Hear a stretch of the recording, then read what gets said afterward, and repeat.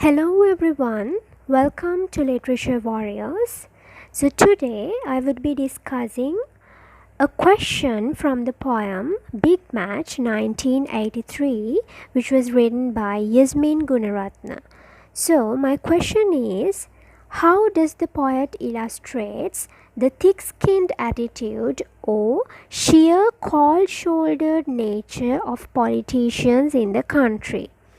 Well, so when you're answering this question, you have to focus your attention on several things. The first thing is you have to depict how the poet illustrates what the thick-skinned attitude or sheer cold-shouldered nature of politicians in the country. So as you know, now I think you have gone through my analysis on the poem Big Match 1983, so you have an idea and this is about Sri Lanka, and it was something happened in 1983. It was actually talking about Black July in Sri Lanka. So you have to talk about the politicians in Sri Lanka in this matter, and the two words here, thick-skinned attitude and sheer cold-shouldered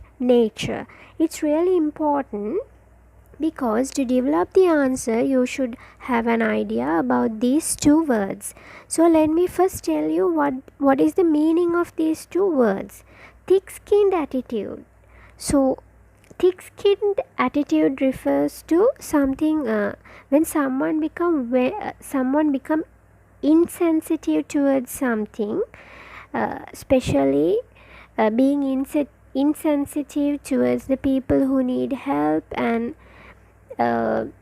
attention.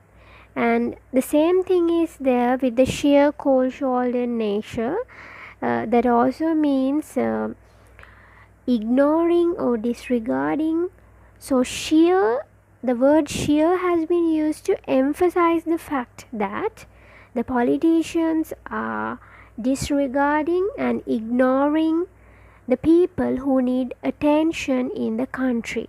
So you have to illustrate this, how the poet has illustrated this attitude of the politicians in our country. So you have to take proper examples and points to describe this. Well, so let me go first through the introduction. I have mentioned some points that you can use when you're writing the answer when you're writing the introduction in your answer.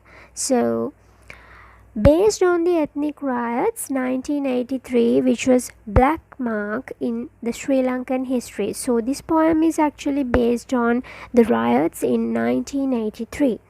Then it was also known as Black July, which politically and racially motivated elements began attacking the innocent civilians. So now you know something about this because you have gone through the poem and the analysis, so you know what this poem is about. And using this horrendous incident, the poetess tries to bring out ruthless, selfish nature of politicians and the politico-social factors behind violence.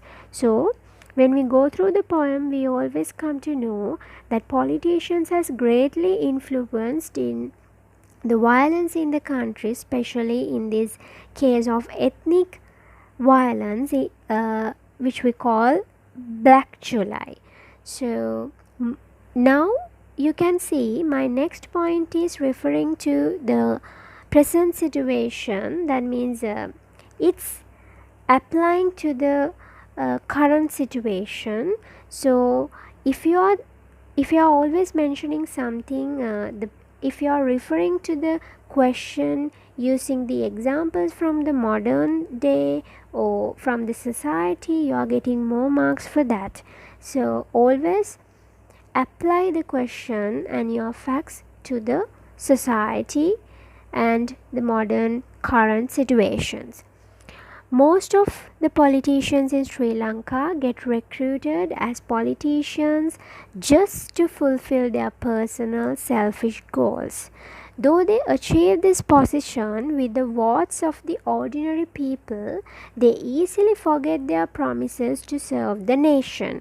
They ignore the needs and wants of innocent people and become insensitive to the sufferings of ordinary civilians. This insensitivity, ignorance, and disregard of politicians can be indicated as thick-skinned or sheer cold-shouldered nature. Well, so at the end of this introduction, I'm gonna say in this essay I would depict how poetess Yasmine Goonerathne has illustrated the thick-skinned and sheer cold-shouldered nature of politicians in Sri Lanka.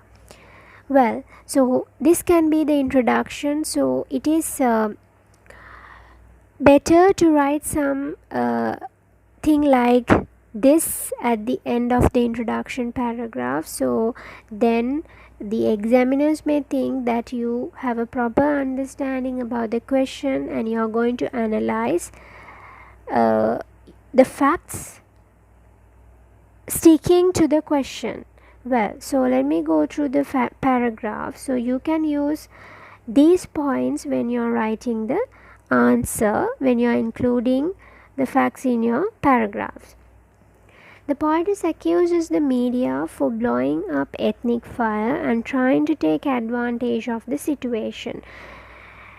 Glimpsing the headlines in the newspapers, tourists cuddle for cover. So you can see from the first stanza of the poem, the media is taking advantage of the situation. So in a way, it is ironical, and the poetess mocks at the irresponsible media, and she might indirectly suggest that media too influenced by politicians. In one hand, we can think that media has been influenced by politicians and they have to publish and promote what the politicians say. And on the other hand, we can suggest that though the media become irresponsible, the politicians are insensitive and ignorant towards the faults of media. So you can take both the ideas. However, you have to support your question because it's all about politicians and their insensitive and selfishness. Insensitivity and their selfishness. So the conflict arises from the news from media and innocent civilians suffer. So finally, innocent civilians suffer from this. Well, so after writing about this media incident, I have said the thick-skinned nature of politicians is responsible for this violence. So you can take either the media's fault or the politician's insensitivity towards this to support your answer. Well, moving on to the next situation, the poet vehemently criticizes the politics in the country since independence 1948. Power-thirsty politicians cultivate hatred and suspicion instead of peace and harmony, misleading the innocent people. Finally, the innocent helpless majority suffers from huge damages. She also accuses the opportunistic politicians as it is the root cause for this violence. She reveals the socio-political factors behind this violence. Well, you can see this when you're going through the poem. I have quoted some lines also here. We talk of 48 and 56, all these constitutions and getting freedom. Though we tell that we got freedom, actually there's no freedom in the country. That's why these ethnic clashes has happened and there were so many damages to the people and property. Well, so You also can tell the struggle of civilians and deteriorating human relationships are powerfully brought out in the poem in order to emphasize the complete ignorance or the cold-shouldered nature of politicians. So you can see when you are going through the poem, there are so many occasions. Even you can take the last stanzas which was illustrated about an individual who is really educated. So they really don't have human relationships. The politicians are only powerful and they are ignorant, and their cold shouldered nature has been portrayed here. Well, moving on to the next. The poet illustrates the great situation in the country, the consequence, sufferings of people, drawing realistic images and locations. You can see I have quoted several things from the poem. There she mentions about the exact places in the country, Jaffna, Colombo, Duplication Road, using all these realistic locations, and also he draws visual imagery and it creates emotional impact towards the readers. Well, so you can use all these incidents to show how the violence have taken place throughout the country. Well, so finally I have written this insensitivity or the thick-skinned nature of politicians towards the disaster is highlighted. So it is really important to refer to the question at the end of each paragraph. Then you are not going out of the question and you are addressing to the question. So I suggest you to mention something related to the question in the last line of each paragraph, because you have to be sure whether you are writing to the question or you are writing unnecessary things. Well, so now I have said some facts that you can use in 3 paragraphs. So this can be the conclusion. In conclusion, the poetess has effectively brought out one of the crucial violence in Sri Lankan history rather descriptively through sarcasm, providing a realistic effect upon the situation while creating emotional influence. With regard to the above elucidations, it is evident that Yasmine emphasizes the ignorance and irresponsibility of the politicians, while the media unnecessarily takes the advantage of the critical situation. Strategies of the ruthless politicians to misguide the innocent civilians, and the blindness of the politicians towards the consequences of brutal violence and the boundless sufferings of ordinary people in the country. So you can all add all these things in the conclusion, because it really addresses the question and supports it. Well, so as the last line you can write something like this: therefore it is obvious that the thick-skinned attitude or the sheer cold-shouldered nature of politicians have immensely affected the brutal ethnic clashes in Sri Lanka. Well, so you can end up your essay type answer like this. So the things you have to remember is you have to write an introduction.